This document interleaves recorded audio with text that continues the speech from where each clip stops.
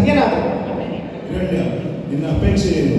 ನನ್ನ ಅಪೇಕ್ಷೆ ಏನೆಂದರೆ ಭೂಮಿಯಲ್ಲಾಗಲಿ ಆಕಾಶದಲ್ಲಾಗಲಿ ಹಗಲಲ್ಲಾಗಲಿ ರಾತ್ರಿಯಲ್ಲಾಗಲಿ ಮನೆಯ ಒಳಗಾಗಲಿ ಹೊರಗಾಗಲಿ ಕ್ರಿಮಿ ಕೀಟ ಸರ್ಪಗಳಿಂದಾಗಲಿ ಮನುರೇಣ ಕಾಸ್ತಿಗಳಿಂದಾಗಲಿ ಸುರರ ಯಕ್ಷ ದಾನವ ಇಂದ್ರ ಕಿಂಪುರುಷರಾದಿಗಳಿಂದಾಗಲಿ ನನಗೆ ಸಾವು ಬರದಂತೆ ಆಶೀರ್ವದಿಸಬೇಕು. ತಥಾಸ್ತು ಮಗನೇ.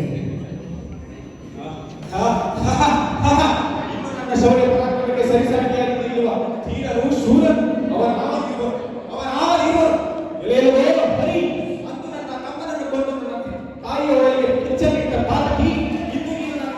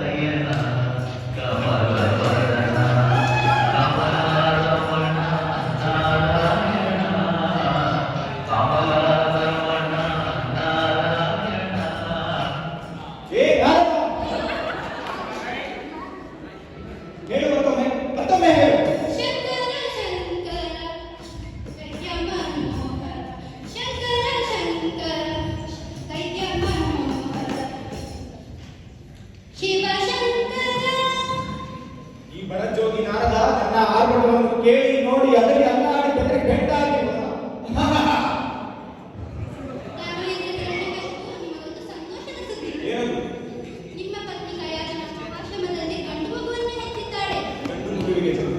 ಗಂಡು ಮಗುವಿಗೆ ಜನನ.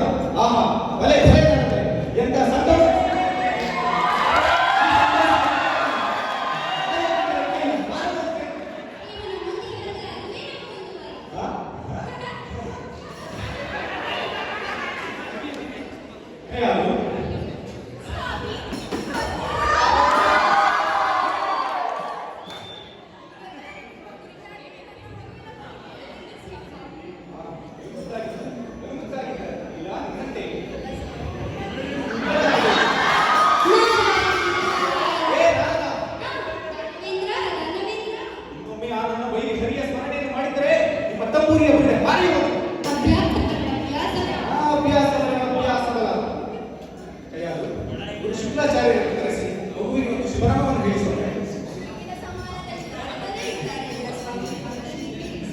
ಏನಾಗಲ್ಲ ಬನ್ನಿ ಹೀಗೆ.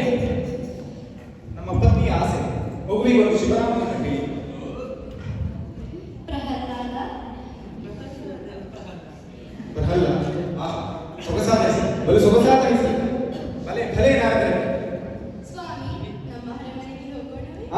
ಹೋಗೋಣ.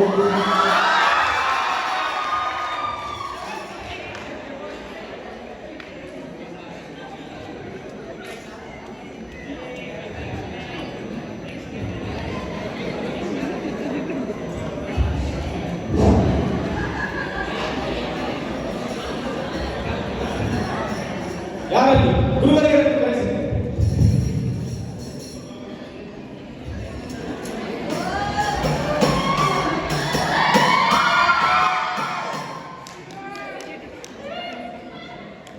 ಪೂಜ್ಯರೇ, ನನ್ನ ಮಗನಿಗೆ ಅಕ್ಷರಾಭ್ಯಾಸವನ್ನು ಮಾಡಿಸಿದ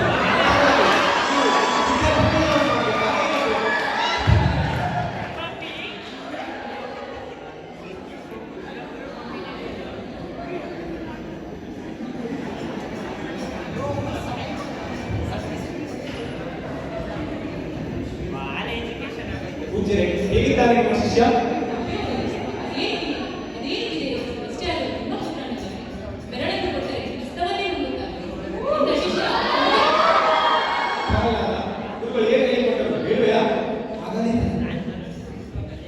ಸಕಲ ಲೋಕೋದ್ಧಾರನೋ, ಓ ಸಕಲ ಲೋಕೋದ್ಧಾರನೋ, ಅಖಿಲ ಸೌಖ್ಯ ಭೀಮರಮ ಅತ್ರನೋ. ಸಾಕು, ಬಾಯಿ ಮುಚ್ಚು. ದೇವರು ಹೇಳಿಕೊಂಡಿದ್ದು ಕ್ಷಮಿಸಿಕೊಂಡು ಇದನ್ನೆಲ್ಲ ನಾವು ಹೇಳಿಕೊಂಡರು. ಅವನನ್ನು ಹಾಗಾದರೆ ನೀವು ಹೇಳಿದಂತೆ ಶಿರಶ್ಛೇದ. ಆಯ್ತು, ತಮಗೆ ಬ್ರಹ್ಮಹತ್ಯೆ ದೋಷಗಳು. ಹೊರಗೆ ಹೋಗಿ. ಪ್ರಹ್ಲಾದ ತಾಯಿಯೇ ದಯಾಳು, ನನಗೆ ವಿಜಯವೇ ಇಲ್ಲ, ಬಿಡುಗಡೆಗೆ ಭಾವಿಸಿದೆ. ಪ್ರಹ್ಲಾದ ತಾಯಿಯೇ ಪ್ರಹ್ಲಾದ, ಗುರುಗಳು ಹೇಳಿದ ಸತ್ಯವೇ? ಯಾವುದೋ ಇದೆ. ನೀನು ಅವರ ಮಾತನ್ನು ಹೀಯಾಳಿಸಿದಂತೆ ಮತ್ತು ಅವರ ಮಾತುಗಳನ್ನು ಕೇಳಲಿಲ್ಲ. ಇಲ್ಲವಲ್ಲ, ಸತ್ಯವನ್ನು ಹೇಳಿದೆ ಅಷ್ಟೇ. ಯಾವುದು ಸತ್ಯ? ನಾನು ಎನ್ನುವುದು ಅಜ್ಞಾನ, ನನ್ನದು ಎನ್ನುವುದು ವಿವೇಕ, ನನ್ನಿಂದಲೇ ಎನ್ನುವುದು ಅಹಂಕಾರ. ನಾರಾಯಣಪ್ಪನ ಸತ್ಯ, ನಾರಾಯಣಪ್ಪನೇ ನಿತ್ಯ. ಸಾಕು. ನಾನು ನನ್ನದು ಅಜ್ಞಾನ, ವಿವೇಕ, ಅಹಂಕಾರ. ನಾರಾಯಣಕ್ಕೆ ನಾರಾಯಣ ಕಂಡು ಬಲಾಯ ಮಾಡ್ತಾ ಹೇಳಿ ಸತ್ಯಕ್ಕೆ ನಿತ್ಯ. ಅವಿವೇಕಿ, ಈ ಲೋಕಕ್ಕೆಲ್ಲ ನಾನೇ ಪರಮಾತ್ಮ, ನಾನೇ ಪರಮೇಶ್ವರ.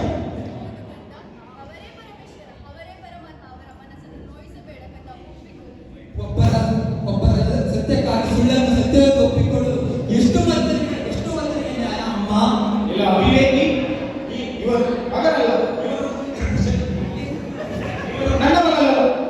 ಯಾವುದೋ ಜನ್ಮಾಂತರ ಶತ್ರು ಹರಿಗೆ ನಾಮಸ್ಮರಣೆ ಮಾಡಿಕೊಂಡು ಬರುತ್ತಿದ್ದ. ಎಲೆಯಲ್ಲವೇ ಹರಿ ಎಲ್ಲಿರುವೆ? ಇವನ ದೈವವಾಗುತ್ತೆ ಆ ನನ್ನ ಕುಲವೈರಿ ಹರಿ. ಅವನು ಕುಲವೈರಿಯಲ್ಲ, ಇಡೀ ಲೋಕಕ್ಕೆ ತಂದೆ. ಲೋಕಕ್ಕೆಲ್ಲ ನಾನೇ ತಂದೆ, ನಾನೇ ಸರ್ವೇಶ್ವರ. ಏನೋ ಅಗ್ನಿ,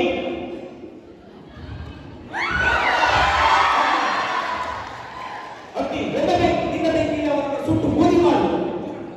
ಹಿರಣ್ಯಕಶಿಪು ಕೋಪದಿಂದ ಹುಡುಕಿ ಆಮೇಲೆ ಅಳ್ತಾರೆ. ಮಗನು ಬರುವುದಿಲ್ಲ. ಮತ್ತೆಂದು ಬರಬಾರದಂತೆ ಈಗ ಸ್ವಾಮಿ, ಬೇಡ ಸ್ವಾಮಿ.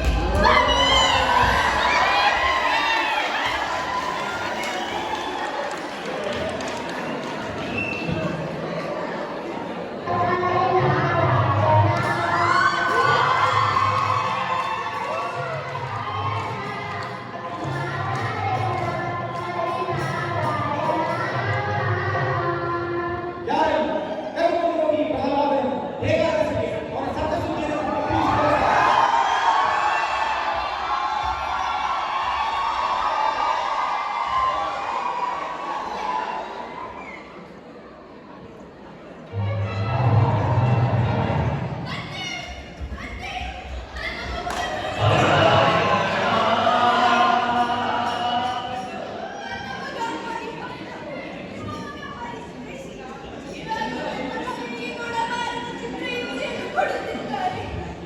ವಾತ್ಸಲ್ಯವನ್ನು ಮರೆತು ಅವನನ್ನು ಕೊಲ್ಲಲು ಆಜ್ಞಾಪಿಸಿದ್ದಾರೆ.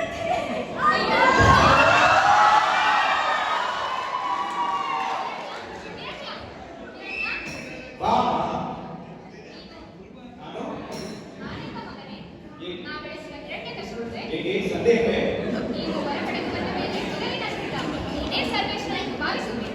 ಹೀಗೆ ಏನಾಯಿತು?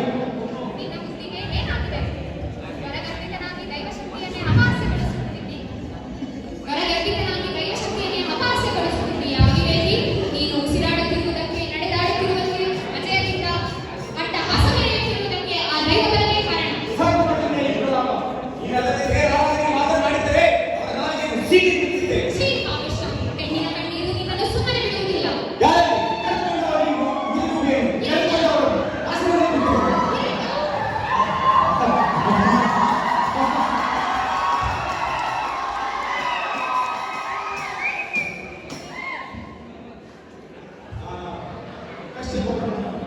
ಇದೀಗ ಸಂಚಾರ ಚತುರ್ಮುಖ ಬ್ರಹ್ಮನ ಹುಕುಮ. ವಿಧಿ ಆತನಿಂದ ವಿಧಿವರವನ್ನು ಬದಲಾಯಿಸಿ ಮರಣವನ್ನು ಮೆಟ್ಟಿನಿಂದ ಮಹಾವೀರ. ಅದಿತ್ಯ ಮಕ್ಕಳ ಅಟ್ಟ ಹಾಕಿ ಆದಿತ್ಯನ ಮಟ್ಟ ಹಾಕಿದ ಸಾಹಸಿ. ಅಡಿ ಇದ್ದರಿಗೆ ಭೂಮಿ ನನ್ನ ಎತ್ತರ ಹೆಚ್ಚಿತ್ತು ಬಾಳು, ನನ್ನ ಎತ್ತರ ಹಿಡಿಯುವುದು ಸೃಷ್ಟಿ. ಚತುರ್ಮುಖನ ಸೃಷ್ಟಿಯೇ ನನ್ನ ಆಜ್ಞೆಯನ್ನು ಪಾಲಿಸುತ್ತಿರುವಾಗ ಯಕಶ್ಚಿತ್ ನನ್ನ ಮಗ, ನಾ ಜನ್ಮ ಕೊಟ್ಟ ಮಗ, ನನ್ನ ವಂಶವನ್ನು ಬೆಳಗಬೇಕಾದ ಕುಮಾರ, ನನ್ನ ವಂಶದ ಆಶಾ ಜ್ಯೋತಿಯಿಂದ ನನಗೆ ನನ್ನ ಮನಸ್ಸಿಗೆ ಧಕ್ಕೆಯನ್ನು ತಂದಿದೆ. ಇದೊಂದು ಬದುಕೆ, ಇದೊಂದು ಜನ್ಮವೇ, ಇದೆಂತಹ ಇದೆಂತಹ ಅದಾದ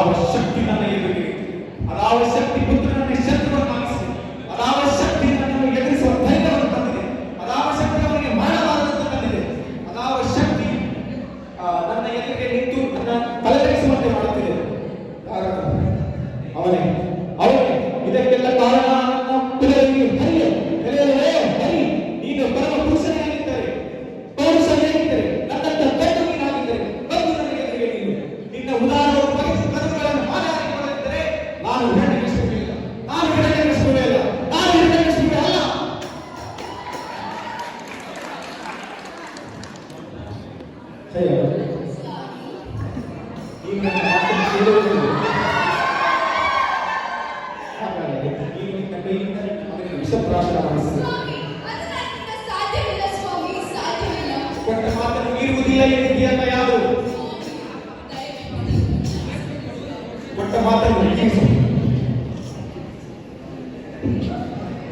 ಪ್ರಹ್ಲಾದ,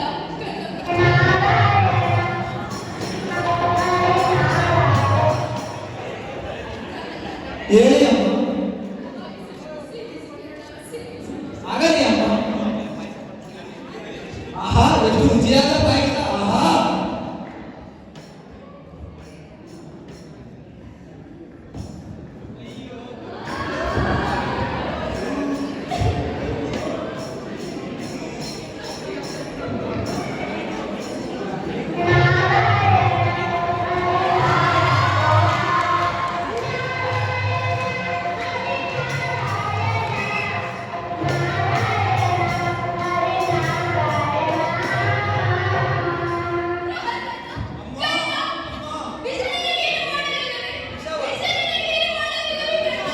ಏನು ಮಾಡಲಿಲ್ಲ, ಏನು ಮಾಡಲಿಲ್ಲ. ಅಗ್ನಿ ಸುಡದವರನ್ನು, ಆನೆ ತುಳಿಯದವರನ್ನು, ಸರ್ಪ ಕಚ್ಚದವರನ್ನು ಈ ಕೊಟ್ಟ ವಿಷ ಕೈಯಾದರು. ಏನು ಮಾಡ ಅವನಿಗೆ ಏನಾದರೂ ಮಾಡುತ್ತದೆ ಎನ್ನುವುದು ಬುದ್ಧಿಗೇಡಿ ಅಷ್ಟೇ. ಇದನ್ನು ತಿಳಿದ ನಾನು ನನ್ನಂತ ಬುದ್ಧಿಗೇಡಿ ಮತ್ತೊಬ್ಬರು ಸಾಧ್ಯವೇ ಇಲ್ಲ. ಇವನ ದೈವವಾದಂತೆ ಆ ಕುಲದಲ್ಲಿ ನನ್ನ ಶ್ರೀಹರಿ ಅಪ್ಪನನ್ನು ಕೊಡಲಾರನ್ನಾಗಿ ಮಾಡಬೇಕೆಂದು ಬಂದಿರುವ ಶತ್ರು ಇವನು. ಶ್ರೀಹರಿ ಕುಲವಲ್ಲ, ಅವನು ಇಡೀ ಜಗತ್ತಿಗೆ ತಂದೆ. ತಂದೆಯಿಂದಲೇ ಮಗನ ಸಂಹಾರವಾಗಬೇಕೆಂದರೆ ಅದನ್ನು ತಪ್ಪಿಸಲು ಯಾರಿಂದಲೂ ಸಾಧ್ಯವಿಲ್ಲ. ಬೇಡ ಸ್ವಾಮಿ, ನಾನು ಇವನನ್ನು ಬಿಡುವುದಿಲ್ಲ ಸ್ವಾಮಿ. ಇಲ್ಲ, ಬಿಡುವುದಿಲ್ಲ.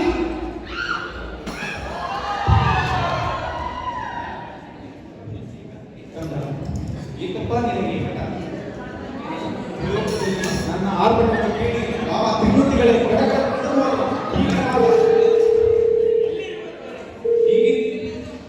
ಹೀಗಿರುವಾಗ ತಂದೆಗಿಂತ ಬೇರೊಬ್ಬ ದೇವರಿಗೆ ಹೋಗಬೇಕಂತ.